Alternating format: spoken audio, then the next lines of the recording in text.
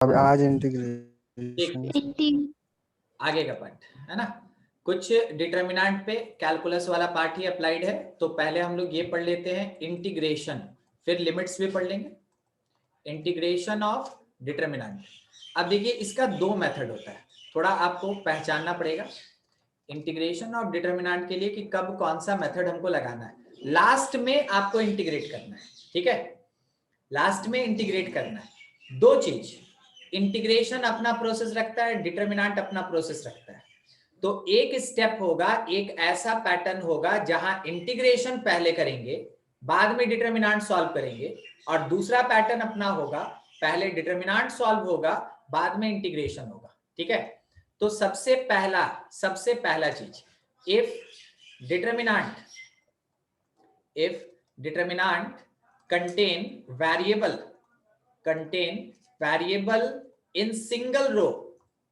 variable in single row or column, ठीक है, single row और column, then integrate at its position. जिस position पे आपको वेरिएबल दिख रहा है उसी जगह पे आप उसको इंटीग्रेट करें, integrate at its position, then evaluate determinant, उसके बाद आप उसको सॉल्व करें, इवैल्यूएट डिटरमिनेंट, तब जाके उसको फिर आप इवैल्यूएट करें, ठीक। तो कब, कंडीशन क्या है, थोड़ा इसको ध्यान रखिएगा। अगर किसी डिटरमिनेंट में एक पर्टिकुलर सिंगल रो या कॉलम में अगर वेरिएबल है तो हम लोग उसको पोजीशन पे ही जाके उसको इंटीग्रेट करते हैं और बाद में हम उसको इवैल्यूएट करते हैं, ये सब कुछ कीवर्ड्स होता है जो पूरे के पूरे स्टेटमेंट में काम का होता है, जिसको हमको याद रखना चाहिए। बाकी सब तो केवल फिलर है, वो उसको स्टेटमेंट बना रहा है और कुछ नहीं, ठीक है। और दूसरा बात ये है, दूसरा अपने पास स्टेटमेंट ये है कि इफ मल्टीपल रोज और कॉलम्स, मल्टीपल मतलब कितना, एक से ज्यादा, मोर देन वन, बहुत सारा नहीं, एक से ज्यादा। इफ मल्टीपल रोज और कॉलम्स कंटेन वेरिएबल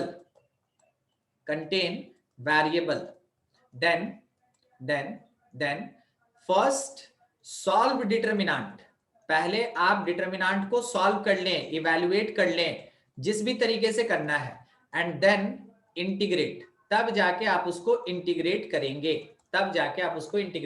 ठीक है। मतलब हम आपके सामने क्वेश्चन रख रहे हैं, आप पहले बताइएगा ए प्रोसेस लगेगा कि बी प्रोसेस लगेगा, ठीक है। और ज्यादा कुछ नहीं, इंटीग्रेशन जितना आप छोटा छोटा पढ़े हुए हैं ना फिजिक्स में उतना ही लगाएंगे, मैथ का लंबा लंबा इंटीग्रेशन अभी नहीं लेंगे, क्योंकि वो बाद में जब इंटीग्रेशन पढ़ेंगे उस समय आपको आ जाएगा, केवल अभी प्रोसेस सीख लेना है।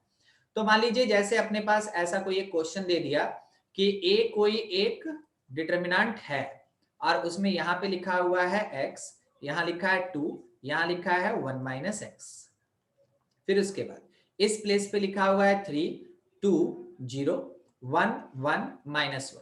बोलिए ये कौन सी कैटेगरी से बिलोंग कर रहा है, फर्स्ट वाला। तो अगर हमसे ये बोला कि find integration of A dx, ठीक है, कि क्या होगा ये फाइंड करो, तो हम लोग इसके पोजीशन पे जाएंगे और इंटीग्रेशन ए डीएक्स को हम लोग क्या लिखेंगे, अभी इनडेफिनिट लेके चल रहे हैं, थोड़ी देर में डेफिनिट भी ले लेंगे, ठीक है। That is equals to integration of, एक मिनट, यहां इंटीग्रेशन हमको नहीं डालना था,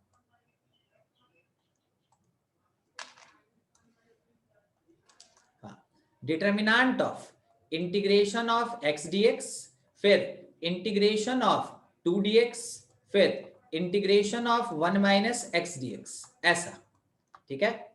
अब इंटीग्रेशन में आपको वो कितना भी घुमा सकता है, वो इंटीग्रेशन बहुत बड़ा होता है, इंडेफिनिट इंटीग्रेशन बहुत बड़ा है, ठीक है, इंडेफिनिट फिर उसके बाद डेफिनिट बहुत बड़ा है, तो उसमें टाइम लगेगा। इन सब का तो मतलब उसके सामने कुछ है ही नहीं कि ये कितना है।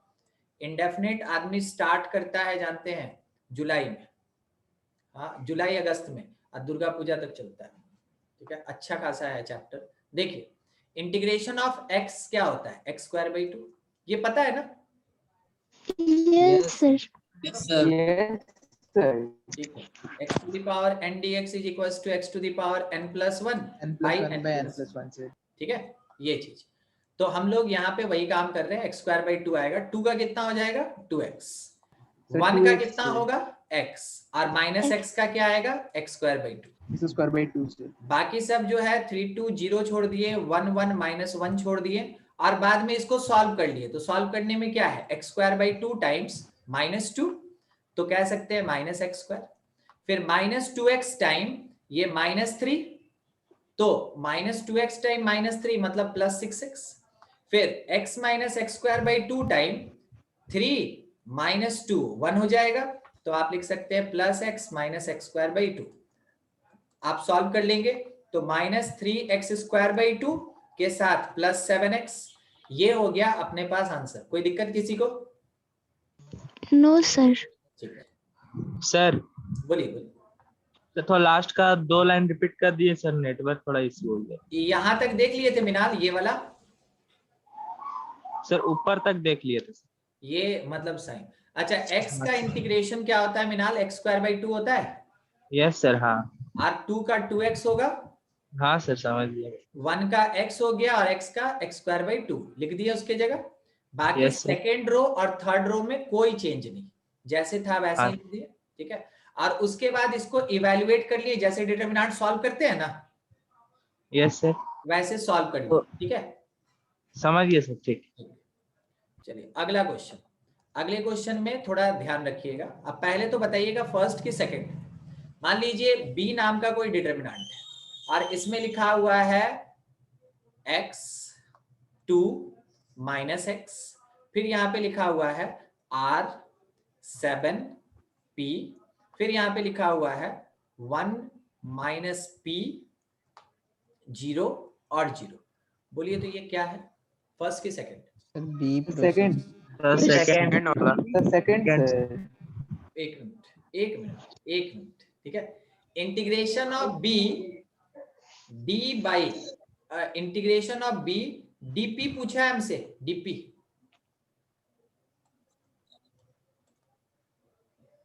आप सब सर बी वाला ही होगा, तो बी ही होगा सर। मतलब कि फर्स्ट की सेकंड कौन सा? सेकंड वाला सर, सेकंड सेकंड वाला सर। सब कोई समझ गया। अब थोड़ा सुनिएगा, सेकंड बोलना मतलब हमको लग रहा है अभी भी किसी किसी को डाउट है, सुन लीजिएगा हम आपको बता रहे क्या। जब ये डीपी बोले ना, ठीक है, जैसे इसके ऊपर dx बोला था, याद है? Yes sir, yes sir. जब वो dx बोले या dp बोले, इसका मतलब p counted as variable, p counted as variable, rest all are constant, all are constant, ठीक है। यानी x यहाँ पे किसकी तरह बिहेव कर रहा है, कांस्टेंट, r किसकी तरह बिहेव कर रहा है, कांस्टेंट। तो क्योंकि मेरे सेकेंड रो में p का टर्म है और थर्ड रो में भी p का टर्म है, तो हम इसको क्या बोलेंगे, हम इसको बोलेंगे कि मल्टीपल रोज में p का टर्म है, तो पहले इवैल्यूएट करेंगे, देन आफ्टर हम इसका इंटीग्रेशन करेंगे, समझे? Yes sir. यस। अब बस एक चांस लेना है, फिर हम इसको क्वेश्चन जैसे था वैसे ही कर देंगे, ठीक है, जैसे था हम वैसे ही कर देंगे। एक मिनट, हम ये बोलना चाहते हैं कि यहाँ 0 0 और यहाँ लिखा है 1 माइनस पी, ये मेरा सेकंड जस्ट कॉन्सेप्ट समझने के लिए है। अब बोलिए तो फर्स्ट मेथड की सेकंड मेथड सर ए सर मल्टीपल कॉलम हो जाए। यस सर, एक ही कॉलम में है सर। ये प्रोसेस है। तो एक कॉलम में है तो इसको फर्स्ट मेथड से बनाएंगे ना। यस सर, इस समय ये नहीं देखेंगे हम लोग कि हाँ यहाँ सेकंड रो और थर्ड रो दोनों में है। अगर एक कॉलम में आ गया तो वो फर्स्ट मेथड से बनेगा, जबकि कॉलम को रो में चेंज कर देंगे और उसके बाद सॉल्व करेंगे। तो ये डिफरेंस थोड़ा समझ के रखिएगा, नहीं तो फिर उसके बाद है ना छोटा सा चीज में फंस जाइएगा, बन जाएगा गलत, ठीक है। चलिए ठीक है, क्या क्या था, यहाँ 1 माइनस पी था, यहाँ 0 था, यहाँ पे 0 था। अब पहले हम इसको सॉल्व करेंगे, ठीक है, यूज सेकेंड मेथड, ठीक है। और वैसे केस में first evaluate then integrate, first evaluate then integrate, किसके रिस्पेक्ट में, सर डीपी के रिस्पेक्ट में सर। ठीक है, पी के रिस्पेक्ट ठीक में। है तो मेरा जो डिटर्मिनेंट बी है दैट विल बी, एक्सपेंशन कर रहे हैं तो x टाइम ये 0 0 खत्म, ठीक है, -2 टाइम ये 0 और ये p माइनस पी स्क्वायर, फिर से एक बार -2 टाइम ये 0 और minus p into 1 minus p, तो क्या हम इसको p स्क्वायर माइनस p लिख सकते हैं? वो गुना भाग वाला बात है और कुछ नहीं। Yes sir yes.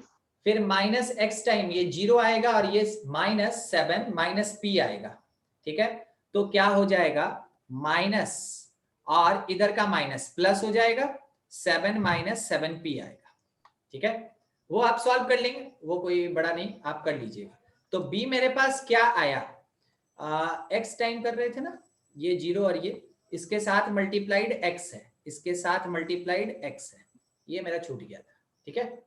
चलिए अब उसके बाद ये है p square minus 7px minus p और प्लस 7x, सोच के इंटीग्रेशन b ऑफ dp लिखा तो that will B integration p square dp minus 7x, क्योंकि बोथ आर कांस्टेंट इसलिए बाहर निकाल लिया, integration p dp minus integration p dp और प्लस 7x पूरा कांस्टेंट बाहर, इंटीग्रेशन ऑफ dp बाहर हो जाए, ठीक है।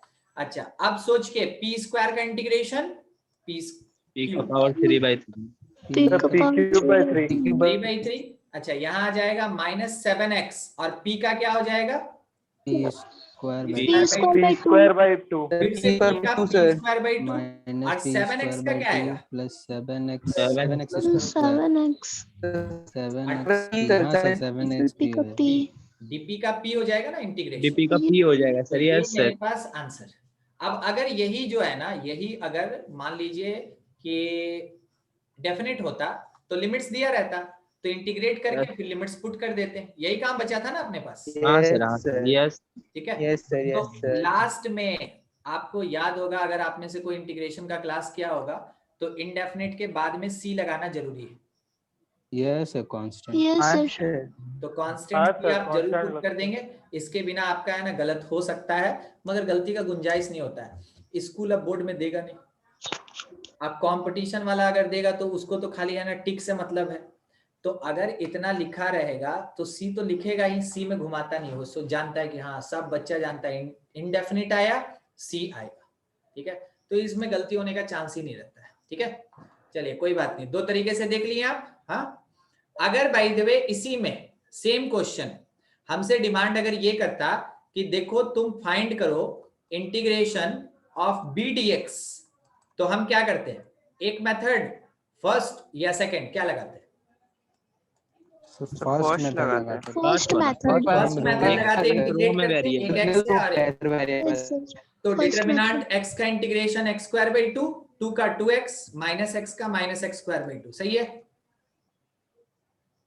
Yes sir yes sir. आइए फिर r7p 1 माइनस p 0 0 r 1 और 1 माइनस p 0 0। अच्छा अब इसको सॉल्व करते हैं, इसको थोड़ा सॉल्व करते हैं, ठीक है। जब इसको सॉल्व करेंगे तो x स्क्वायर बाई 2 टाइम ये तो 0 खत्म, छोड़ देते हैं, -2x टाइम ये 0 और ये दोनों minus p square minus p cube, तो p स्क्वायर माइनस p हो जाएगा ना, ये स्क्वायर नहीं लिखा है, ये थर्ड बाई रो के 2 अलोंग कर सकते हैं ना। ओ यस हां p yes sir p square minus, फिर उसके बाद इसके लिए तो minus x square by 2 times square by 2 ये 0 r और minus 7 minus p 7 minus p 7 minus p sir 7 minus 7p। Yes sir. Minus अभी लगाए कहां पे, -2x p square plus p square minus p cube होगा ना सर? ये square नहीं है, ये इसके नीचे का 2 है, अच्छा अच्छा हां सर यस कंफ्यूज हो गया माइनस यही हुआ था अभी, यही हुआ था अभी, ठीक है, ऋषिकेश के साथ, और plus 7x square by 2 plus c, समझ गए कैसे बनाना है क्वेश्चंस, इंटीग्रेशन कैसे करना है, ठीक है। Yes sir. तो डिटरमिनेंट से रिलेटेड दो ही बात आपको ध्यान रखना है, अगर डिटरमिनेंट के एक रो या एक कॉलम में वेरिएबल है जिसके रिस्पेक्ट में इंटीग्रेट करना है, तो डिटरमिनेंट के उसी पोजीशन पे इंटीग्रेट करेंगे तब इवैल्यूएट करेंगे। और दूसरा, अगर मल्टीपल रो या मल्टीपल कॉलम में वो वेरिएबल है जिसके रिस्पेक्ट में इंटीग्रेट करना है, तो पहले डिटरमिनेंट सॉल्व करेंगे और उसके बाद जाके हम लोग उसको इंटीग्रेट करेंगे। बस ये दो बात ध्यान रखिएगा, डिटरमिनेंट का इंटीग्रेशन ऐसा ही होता है। क्वेश्चन बहुत वैरायटी में मिलेगा, ठीक है। नेक्स्ट पार्ट पे थोड़ा सा आगे बढ़ते हैं। नेक्स्ट है अपने पास लिमिट्स, ठीक है। Limits on determinant, limits on determinant. तो डिटरमिनेंट में तो अपने पास पोजीशन होता है, कभी 4 होता है, कभी 9 होता है, कभी 16 होता है, ठीक है। लिमिट्स अगर अप्लाई करना होगा तो कैसे करेंगे? लिमिट है ना बहुत फ्लेक्सिबल है। जब लिमिट पढ़ रहे थे उस समय आपको पता चला था जहां भी इनडिटरमिनेट रहेगा वहां जाके लिमिट लग जाएगा, ठीक है। तो लिमिट कहां लग सकता है? लिमिट हर एक पोजीशन पे लग सकता है। यानी कि अगर आपसे ये बोला, देखिए एग्जांपल के लिए ही सीधा हम बात कर रहे हैं कि ए कोई एक डिटरमिनेंट है और जिसके अंदर लिखा हुआ है यहाँ पे 2x, यहाँ लिखा 1 माइनस एक्स बाई एक्स। इस प्लेस पे अगर हम लोग से ये लिख के दे दिया 2 प्लस एक्स, फिर उसके बाद नीचे यहाँ लिखा है 7, यहाँ पे लिखा हुआ है एक्स स्क्वायर प्लस 2, यहाँ लिखा है 1 माइनस 3x। इस प्लेस पे एक्स स्क्वायर प्लस 1 और डिवीजन में लिखा है 3x प्लस 2। यहाँ पे अगर लिखा हुआ है 0 और यहाँ लिखा है 2। मान लीजिए हम आपको मल्टीपल रोज दिखा रहे हैं ना, ठीक है। अगर हमसे ये क्वेश्चन पूछ देगा कि find limit x tends to 1 और a, क्या होगा? तो हम लोग को क्या करना है ना कि हर एक एलिमेंट में जहां जहां x दिख रहा है लिमिट लगा देना है। कहने का मतलब कि limit x tends to 1, a अगर निकालना है तो थोड़ा बढ़ा जाएगा, ठीक है। सबसे पहले लिखेंगे limit x tends to 1 2x, फिर limit x tends to 1 minus x by x, फिर से लिमिट थर्ड वाला limit x tends to 1 2 plus x. उसके बाद नीचे कांस्टेंट में कोई जरूरत नहीं है, limit x tends to 1 x square plus 2, फिर लिमिट x टेंड्स टू 1। मतलब ये हम आपको केवल समझाने के लिए इतना लिख रहे हैं, नहीं तो फालतू है ये सब, ठीक है। हमको डायरेक्ट यहाँ पे सॉल्व करना था, मगर अब पहला क्वेश्चन है तो एटलीस्ट आपको पता चलना चाहिए कि वो लिमिट जाके अप्लाई कैसे होता है और कहाँ होता है, वो दिख जाए। क्या आपको समझ में आया कहाँ की अभी? जहां जहां वेरिएबल है वहां वहां लिमिट होने लग जाएगा, चाहे वो कोई भी पैटर्न पे रहे, चाहे वो अपने पास किसी भी पैटर्न पे रहे, कांस्टेंट दे या 0/0 दे, कोई फर्क नहीं पड़ता, वो जाके वहां पे लग जाएगा, ठीक है। अब लगने के बाद आंसर तो आप निकाल सकते हैं। अगर ये है इनडिटरमिनेट नहीं रहता है तो डायरेक्ट पुट करके वैल्यू निकालते हैं, तो ये आया 2, ये कितना आएगा 0। बोलिए आंसर बोलते चलिए, हम लिखते चलेंगे। 3 3 7 3 minus 2 ये 2 by 5 2/5 से 0 2 0 और इतने पे नहीं छोड़ना है, इसके बाद इसको इवैल्यूएट जरूर करना है। तो अगर इवैल्यूएट करना है तो कौन से 3 to the 6 सब 12 एक्सपेंडिंग अलोंग C2 के अलोंग माइनस प्लस माइनस, तो 3 टाइम्स एक बार में 3 टाइम्स, ये कितना हो गया 4 और माइनस 6/5, 4 माइनस 6/5, तो ये कितना आ गया 20 में से 6 ज्यादा है तो 14 3 टाइम में कितना होता है 42/5। ये अपना आंसर समझ में आया कैसे बनाएंगे? -3 टाइम्स होगा ना?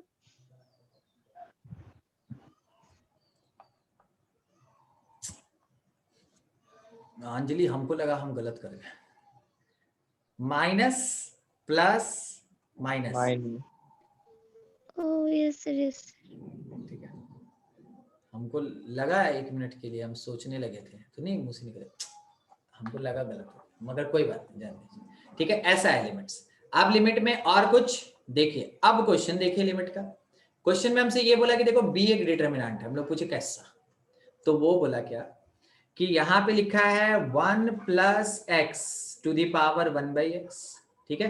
फिर उसके बाद 2 क्रॉस 2 है, ज्यादा बड़ा है नहीं, ये बोला e to the power x है, फिर उसके बाद यहाँ पे हम लोग पूछे कि और कुछ, तो वो बोला कि देखो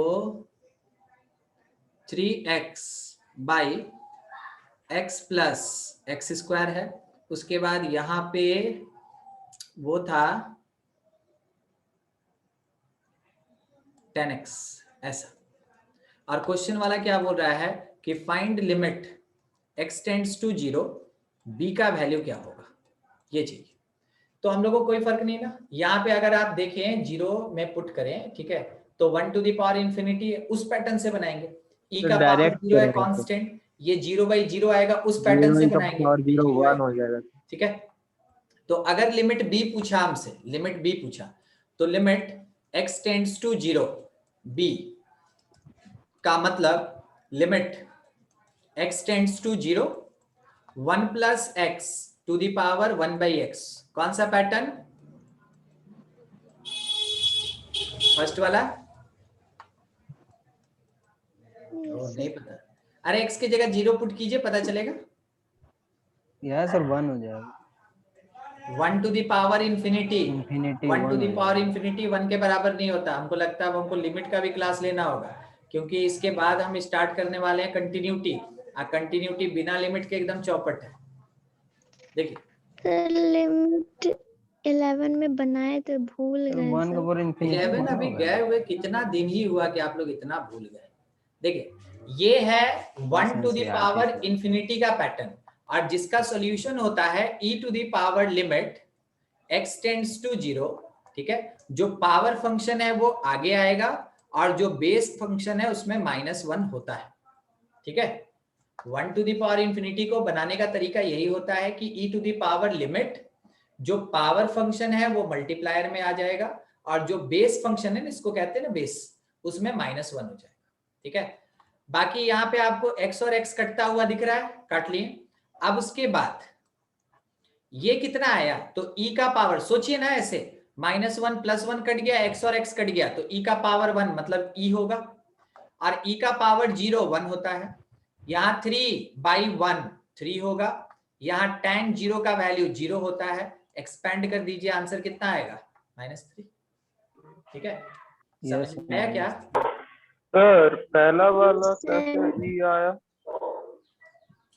ऋषिकेश, देखिए ऐसे। अगर लिखा रहता है limit x tends to a और बाय द वे fx का पावर gx होता है, तो देखिए तो एक बार अपना क्वेश्चन ऐसा ही था, ये फर्स्ट वाला ऐसा ही कुछ मिल रहा है, हाँ सर, है ना।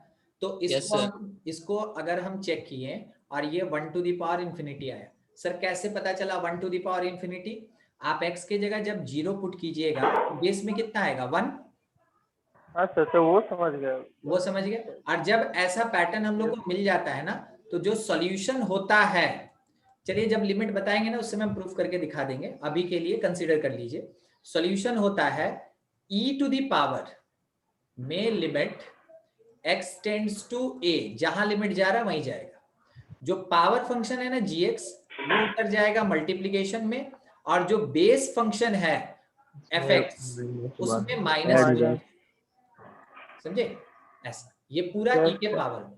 अब एक बार आप कंपेयर कर लीजिए, हम वेट कर लेते हैं, ये नीचे वाला और ये ऊपर वाला, आप देखिए कितना, हाँ सर, यस सर, सही है, आया ना, e का पावर 1 आएगा, हाँ सर, ई का पावर 1, हाँ सर, ठीक है। अब इसको सॉल्व कर दिए फिर, तो ये याद रखिएगा ये किसके लिए होता है। हाँ मिनाल कुछ बोलना चाहते हैं टिप टाप के, नहीं, ठीक। For 1 to the power infinity हम लोग इस वाले पैटर्न को यूज करते हैं, हाँ। बाकी 0 का पावर 0 होता है, फिर उसके बाद इंफिनिटी का पावर 0 होता है, उन सब को बनाने का अपना अपना तरीका है। तो कंटिन्यूटी में हमको लिमिट पढ़ाना ही पड़ेगा, तो कभी ना कभी हम वैसे खींच देंगे इसको, ठीक है, वो हमको बताना ही होगा। चलिए देखिए लिमिट का ये काम हो गया। अच्छा अब लिमिट के साथ इंटीग्रेशन भी ले लेते हैं, नहीं रहने दीजिए, उसको डेफिनेट में पढ़ा देंगे, ठीक है, नहीं तो इंटीग्रेशन का भी आधा अधूरा जानकारी है, लिमिट भूले हुए हैं। हम लेने वाले क्या थे पता है, उसका नाम क्या है, उसका नाम है न्यूटन लिबनीज थ्योरम, ठीक है। तो उसको हम यहाँ भी पढ़ाते हैं, इसको हम लिमिट में भी पढ़ाते हैं, उसको हम डेफिनेट इंटीग्रेशन में भी पढ़ाते हैं, 3 जगह पढ़ाते हैं। तो अभी हम इसमें साइलेंट कर दे रहे हैं क्योंकि आपका लिमिट का स्थिति थोड़ा डमाडोल है, और दूसरा डेफिनेट इंटीग्रेशन अभी तक आप पढ़े नहीं है, तो ध्यान रखिएगा, एक नाम लिए हैं न्यूटन लिबनीज थ्योरम। आप भूल भी जाएंगे कोई फर्क नहीं पड़ता, हमको याद रहता है कि हमको क्या पढ़ाना है। ठीक है, हम तो बोल के छोड़ते हैं ना कि यहाँ भी हमको पढ़ाना था, मगर आपका स्थिति डमाडोल है, इसलिए हम यहाँ पे छोड़ रहे हैं और डेफिनेट इंटीग्रेशन में पढ़ाएंगे। ठीक है, चलिए आगे अब बढ़ते हैं और देखते चलिए क्या क्या करवाता है डिटरमिनेंट। इसीलिए कंपटीशन पॉइंट ऑफ व्यू से ना डिटरमिनेंट इंपॉर्टेंट होता है, इसीलिए कंपटीशन पॉइंट ऑफ व्यू से डिटरमिनेंट इंपॉर्टेंट होता है, समझे, क्योंकि उसमें बहुत चीज होता है। तो जिसमें ढेर सारा टर्म हम लोग अप्लाई कर सकते हैं, कंडीशन लगा सकते हैं, इवैल्यूएट कर सकते हैं, वो कंपटीशन पॉइंट ऑफ व्यू से इंपॉर्टेंट होता है। और स्कूल एग्जामिनेशन में मैट्रिक्स बहुत इंपॉर्टेंट है, बोर्ड में मैट्रिक्स बहुत इंपॉर्टेंट है। ठीक है, अगला नेक्स्ट है अपने पास यूज ऑफ सिग्मा। ठीक है, यूज ऑफ सिग्मा और समेशन। तो ये है ना, हम ज्यादा लंबा नहीं खींचने वाले। ठीक है, इसका मतलब क्या होता है आपको पता होना चाहिए। ये क्या देता है, सम करवाता है, एडिशन कराता है, एडिशन करवाता। तो एक लाइन में हम इसको खत्म कर रहे हैं। ठीक है, is applied exactly like integration. जैसे इंटीग्रेशन का रूल रेगुलेशन आप पढ़े ना, एग्जैक्टली वैसे ही ये अप्लाई होता है। और हम आपको दिखाएंगे, आप सुने होंगे कि इंटीग्रेशन समेशन होता है, इंटीग्रेशन एडिशन होता है, हम भी बोले होंगे, सर भी बोले होंगे बहुत बार, अभी फिर बोल दिए कि समेशन वही काम करेगा जो इंटीग्रेशन करता है। तो summation is basic part of mathematics और इंटीग्रेशन उसका इंटीग्रेटेड पार्ट होता है। ठीक है, जब हम आपको इंटीग्रेशन पढ़ाएंगे उस समय हम आपको ये रिलेशन दिखाएंगे और उस समय आपको पता चलेगा कि क्यों सब टीचर इंटीग्रेशन साइन देने के बाद बोलते हैं कि ये बिल्कुल एडिशन की तरह होता है, ये एक समेशन होता है। ठीक है, उसको कहते हैं लिमिट ऑफ सम। वो लिमिट का पार्ट नहीं है, वो डेफिनेट इंटीग्रेशन का पार्ट है, उसको कहते हैं लिमिट ऑफ सम। और उस समय देखेंगे कि समेशन या सिग्मा कैसे कन्वर्ट होता है इंटीग्रेशन में। ठीक है, अभी क्या करना, अगर मेरे पास कोई क्वेश्चन डिटरमिनेंट में दे दिया और समेशन लगाने बोल दिया, तो उस समय बिल्कुल वही काम करेंगे जैसा इंटीग्रेशन में करते थे। तो इंटीग्रेशन में कितना काम करते थे, दो। कौन कौन, एक होता था सिंगल रो, याद आया, और एक था मल्टीपल कॉलम या रो, है ना। तो सिंगल रो रहेगा तो समेशन वही अप्लाई होगा, और अगर मल्टीपल रोज में वेरिएबल है तो पहले इवैल्यूएट करेंगे, बाद में जाके इंटीग्रेट करेंगे या समेशन लगाएंगे। समझ रहे हैं? ठीक है, अब इसमें सीक्वेंस सीरीज भी काम आएगा। क्या आपको एक आध फॉर्मूला याद है कि समेशन ऑफ कांस्टेंट क्या होता है? एन एक एन होता है। क्या आपको याद है समेशन ऑफ एन क्या होता है? Yes sir, n into n plus 1 by 2। n into n plus 1 by 2। n square भी याद होना चाहिए आपको। n into n plus 1 into 2n plus 1 by 6। 2n plus 1 by 6, एकदम ठीक। और लास्ट n क्यूब आपको याद होना चाहिए, इससे ऊपर नहीं। n into n plus 1 by 2 का होल स्क्वायर। एकदम सही आप बोले, एकदम सही। ठीक है, तो अगर समेशन आएगा तो यही सब चीजें ना लगेगा। चलिए अब एक क्वेश्चन देख लेते हैं कि हाँ किस तरीके से हम इसको अप्लाई कर सकते हैं। मान लीजिए एक डिटरमिनेंट ए दिया और यहाँ पे क्या लिखा हुआ है, यहाँ पे लिखा है समेशन ना 1, यहाँ 1 लिखा है, इस जगह पे n लिखा है, इस जगह पे लिखा हुआ है 2n स्क्वायर और यहाँ पे लिखा हुआ है 3। बताइए तो मल्टीपल रोज या सिंगल रो? मल्टीपल। हमसे ये बोला फाइंड समेशन n वेरीज 1 से लेके 10 तक a का वैल्यू क्या होगा। ठीक है, ये हमसे बोला, मतलब कि सिग्मा अप्लाइड ओवर डिटरमिनेंट। हमको और कुछ नहीं दिखा, हमको क्या दिखा, sigma applied over determinant. Solve करेंगे n के लिए, आंसर लाएंगे n में और बाद में n की जगह 10 पुट कर देंगे, काम खत्म। ठीक है, यस सर, यही करना है। तो ठीक है, किया जाए फिर। तो क्या कर सकते हैं, मल्टीपल रोज है।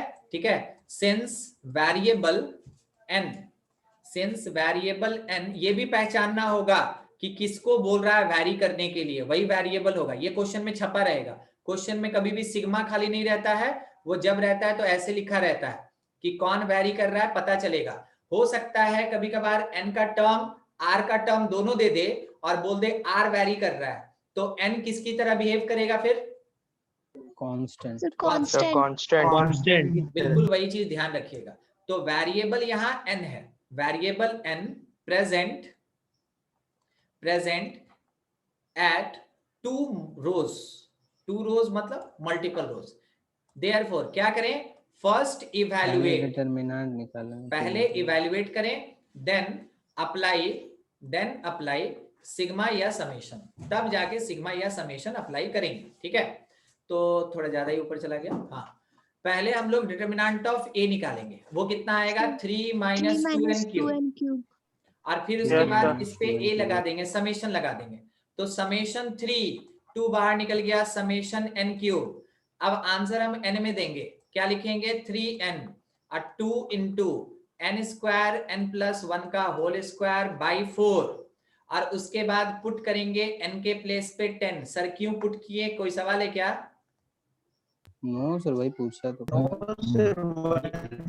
बस डायरेक्ट n पुट कर दें। जैसे No. पुट करेंगे तो समेशन n वेरीज 1 से लेके 10 तक, a का जो वैल्यू होगा वो 3 इंटू 10 होगा, और माइनस ये कट गया, ठीक ना, ये कट गया, और यहाँ पे 10 का स्क्वायर कितना? 100 को भी काट दिए, सर और 1020100 121।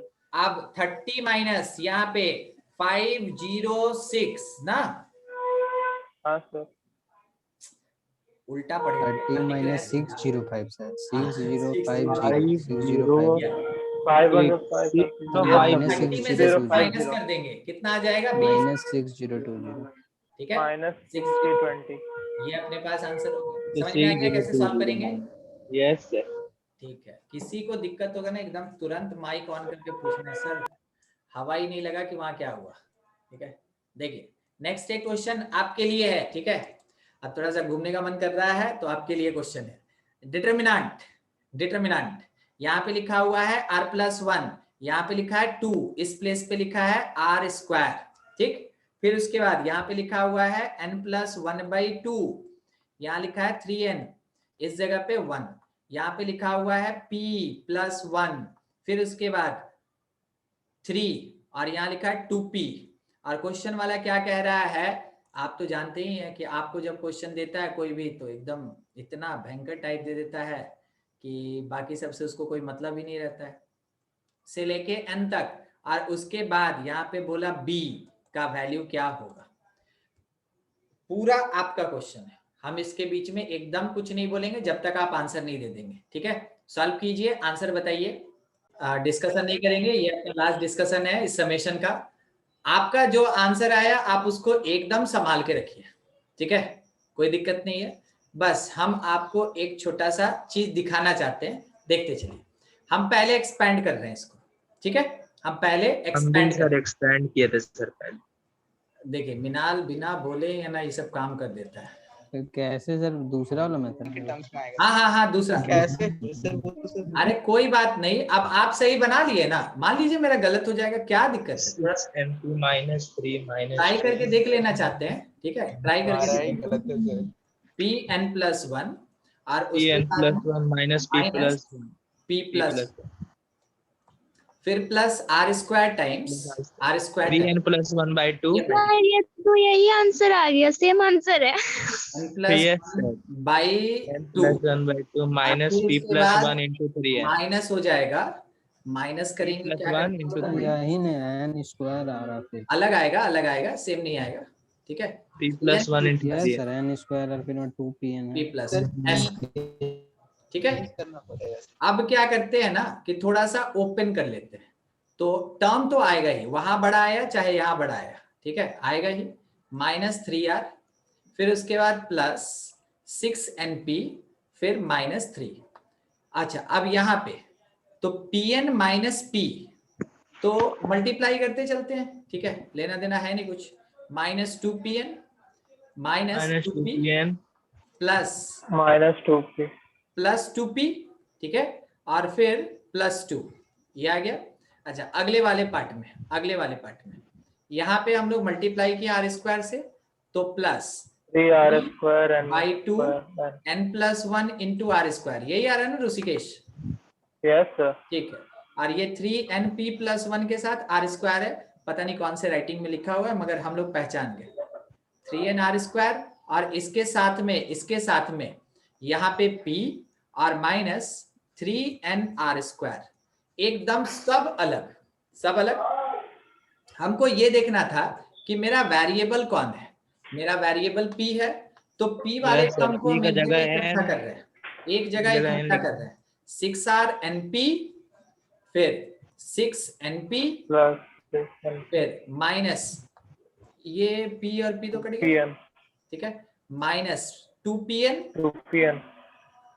अच्छा, 2pn और np एक ही था ना, हमको सॉल्व कर लेना चाहिए था, कोई बात नहीं, कर लेंगे इसके बाद, ठीक है। p वाला टर्म देखिए, p वाला सर और फिर उधर एक पीछे भी है.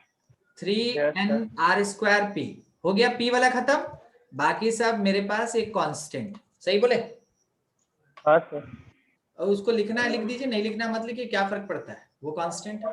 अच्छा, अब लास्ट यहाँ से ये तो में सॉल्व हो गया। अब हमको क्या दिख रहा है और सुनिएगा, ठीक है, हमको ये दिख रहा है कि यहां से अगर हम 6rn प्लस 4n और माइनस 3n r स्क्वायर को कॉमन निकाल लें एज कांस्टेंट, तो ये केवल p है, और प्लस यहाँ पे कांस्टेंट k, ठीक है। तो हम इसको बोल सकते हैं कि ये एक अल्फा p और प्लस k के फॉर्म में आएगा। अब इसके बाद हम इस पे समेशन अप्लाई किए कि समेशन p का वेरिएशन 1 से लेके n तक है, एंड दैट, अच्छा किसके ऊपर, b के ऊपर, that will be equals to alpha ठहर गया, यहाँ p के जगह n प्लस 1/2 हो गया, और उसके साथ कांस्टेंट k हो गया। ऐसा ही कुछ आंसर आया था? नहीं सर, सर ऐसे तो बिल्कुल नहीं है। तो कहाँ एकदम वेरी कर नहीं गया? सर, आप कहाँ से कर दिए सर, हमको समझ में ही नहीं है। 6i आप इतना सर सॉर्ट बस कर दिए हम डिटरमिनेंट वैल्यू निकल कर बैठे हुए हैं. अच्छा ठीक है, अब एग्जैक्ट आंसर मिलाने का कोशिश करते हैं, ठीक है। 6rn है, अल्फा का वैल्यू पुट करते हैं, 6rn है, 4n है, माइनस 3n r स्क्वायर है, और इसके साथ मल्टीप्लीकेशन में n है और n प्लस 1/2 है, छोड़ दिए।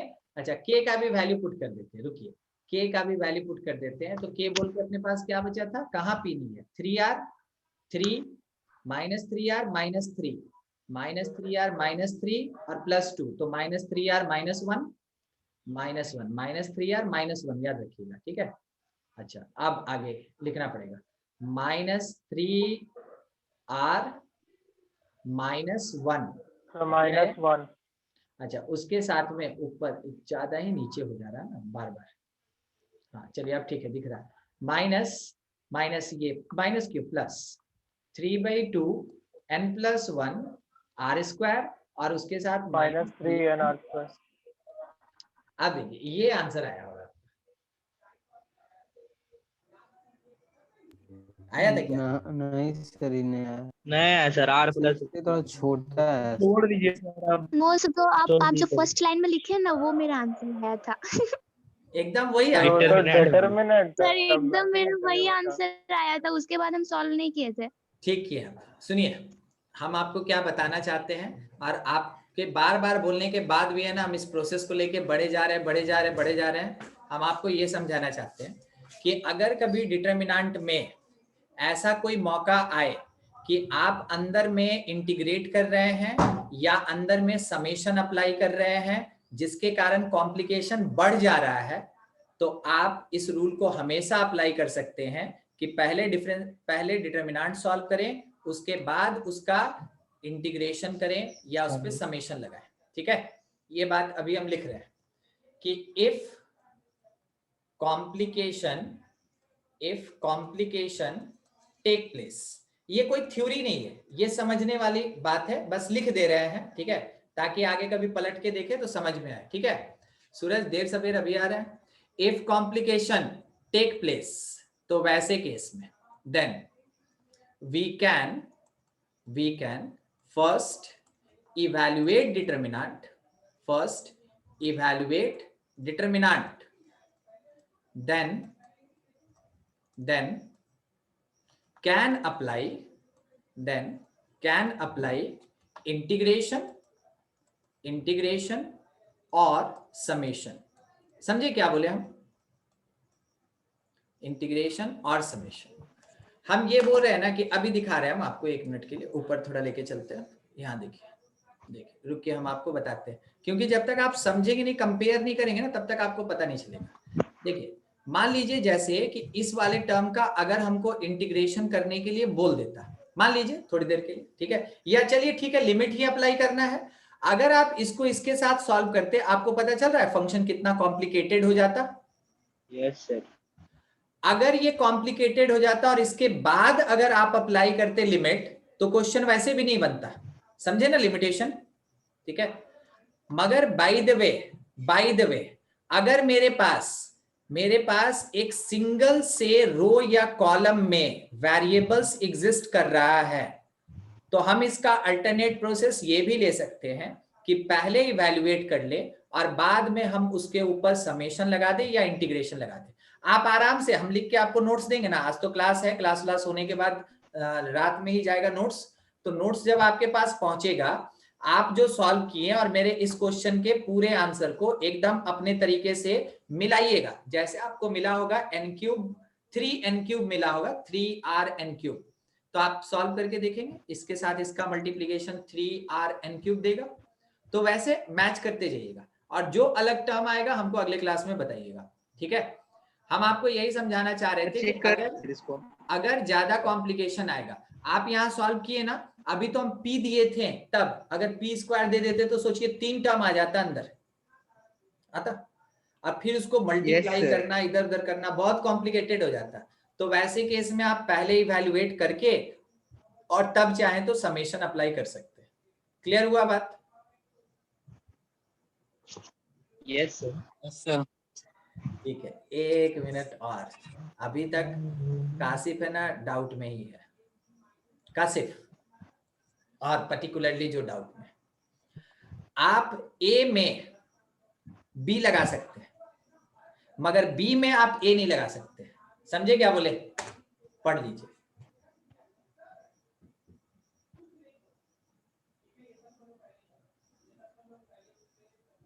पढ़ लिए? नहीं पढ़ पाए मिनाल? आवाज नहीं आया मेरे तक। हाँ सर पढ़ ली। ठीक है, अब देखिए क्या बोल रहा है। ये बोल रहा है कि अगर तुम्हारे एक रो या कॉलम में वेरिएबल है तो उसी पोजीशन पे इंटीग्रेट करो या समेशन लगाओ, तब जाके इवैल्यूएट करो। मगर हम उसका अल्टरनेट प्रोसेस ये ले सकते हैं कि पहले हम इवैल्यूएट कर लें और तब जाके इंटीग्रेट करें या समेशन लगाएं। दूसरा वाला क्या कह रहा है कि अगर मल्टीपल रोज है तो पहले पहले इवैल्यूएट करो, देन आफ्टर उसको इंटीग्रेट करो। तो आप अगर फर्स्ट वाला एप्लीकेबल है तो उसमें सेकंड के तरीके से भी बना सकते हैं, मगर सेकंड वाला एप्लीकेबल है तो फर्स्ट के तरीके से आप नहीं बना सकते। समझ में आ गया क्या करना है? वो डिपेंड करता है, वो आपका डिसीजन होता है, ठीक है, आप ले सकते हैं और कोई जरूरी नहीं है कि यही काम किया जाए, क्योंकि देखिए बिना आप इसको इवैल्यूएट किए अंदर में ही समेशन अप्लाई करके आंसर दे दिए, तो हम इसीलिए आपसे बनवा रहे थे ना, ताकि हम आपको दूसरा मेथड बताएं तो आप कॉन्फिडेंस में रहें कि नहीं हम वैसे भी बना सकते हैं और ऐसे भी बना सकते हैं। मेथड हम आपको ज्यादा से ज्यादा देंगे, अप्लाई करना एग्जामिनेशन में वो आपकी मर्जी है। आपको जो मेथड याद आया उसको लगा दीजिए, ठीक है, दूसरे के आने का इंतजार मत कीजिए, क्योंकि एग्जामिनेशन में आपके पास उतना समय नहीं होता है। इसलिए मल्टीपल मेथड जानिए, मल्टीपल तरीका जानिए, टाइम पे जो याद आया, जो काम आया उसको अप्लाई कीजिए, that is the best method. उसमें कोई बड़ा और छोटा नहीं होता। ये नहीं कि एग्जाम देके निकले कोई बोलता अरे तुम ऐसे बनाता ना और शॉर्टकट में बन जाता। अरे हो गया यार, जो मेथड याद आया सही बना के आए हैं, ठीक है, बस आ गया ना आंसर, हो गया खत्म, ठीक है। तो एग्जामिनेशन मेन होता है 3 घंटा। सब कोई बोलता है कि तुम है ना फाइनल के लिए तैयारी कर रहे हो, और हम बार बार बोलते हैं 3 घंटा के लिए तैयारी कर रहे हो। 3 घंटा में आर पार, 2 साल पढ़ते हैं केवल 3 घंटा के लिए। 3 घंटा में याद आया ठीक, नहीं याद आया तो 2 साल ऐसे ही बर्बाद, ठीक है। यही चीज होता है। इसलिए अपने आप को है ना उस सिचुएशन में हमेशा डालते रहिए। आपको बार बार बोले हैं कि कुछ क्वेश्चन अपना टारगेट लेके बैठ जाइए, ठीक है। आप लोग तुरंत क्या होता है, कोई बात सुने, ठीक है, और तुरंत है ना इंस्पायर्ड हो गए एकदम, वो उसको इंस्पिरेशन नहीं कहते, वो इंस्पिरेशन नहीं होता है। वो एक्चुअल में क्या होता है ना कि अंदर से इंटरनल एनर्जी बढ़ जाता है, और इंटरनल एनर्जी बढ़ने के कारण मन करता है बस कर देते हैं आज, ठीक है। तो वो बहुत शॉर्ट टाइम ड्यूरेशन का होता है, बहुत शॉर्ट टाइम ड्यूरेशन का होता है। आपको अपना दिमाग शांत करना चाहिए, हर बात सोचना चाहिए, उसके बाद आपको अप्लाई करना चाहिए, ठीक है। ऐसा नहीं कि बस जागो एकदम धड़ धड़ धड़ धड़ धड़ बना दिया, आज सब खत्म करके रहेंगे, पेन में से कॉपी में से आग फेंक देगा मगर लिखते रहेंगे, ऐसे नहीं होता ना, ठीक है। वो पोटेंशियल कितनी, यस सर, ठीक है। आपको भी पता है Correct, कोई भी sir. एक्सोथर्मिक रिएक्शन थोड़ी देर में शांत हो जाता होता है ना। हाँ सर, वो इलेक्ट्रॉन अपना एक्साइटिंग स्टेट में जाता है फिर आ जाता एंडोथर्मिक को देखे हैं शांत होते, नहीं एंडोथर्मिक शांत नहीं होता है, है। यस सर, वो चुपचाप खींचते रहेगा खींचते रहेगा खींचते रहेगा, जब तक वो एनवायरनमेंट के बराबर नहीं हो जाएगा, जब तक एनवायरनमेंट के बराबर नहीं हो जाएगा तब तक वो अपने आप को शांत नहीं करता। और कभी भी एंडोथर्मिक रिएक्शन को एक्सप्लोसिव तरीके से देखे हैं? No sir. No sir, exothermic को देखे हैं? Yes sir. नो सर, तो तुरंत वो तो आग बबूला नहीं हो जाना है, समझते हैं ना इसका मीनिंग। आराम से अपना एनर्जी बचाना है, मगर कंटिन्यूअसली लगाना है उसपे, ठीक है। यही चीज देखिए कहाँ पहुंच गया और हम आपको क्या समझा रहे थे, ठीक ना। हम वही समझा रहे थे कि एग्जामिनेशन में आराम से एकदम बनाइए, दुनियादारी क्या बोल रहा है। अभी पता है थोड़ी देर पहले क्या हुआ, अंजलि एक आंसर देने वाली थी कुछ और कोई पीछे से कुछ और बोल दिया, तो वो भी वही बोल दी, हम सुन रहे थे ना।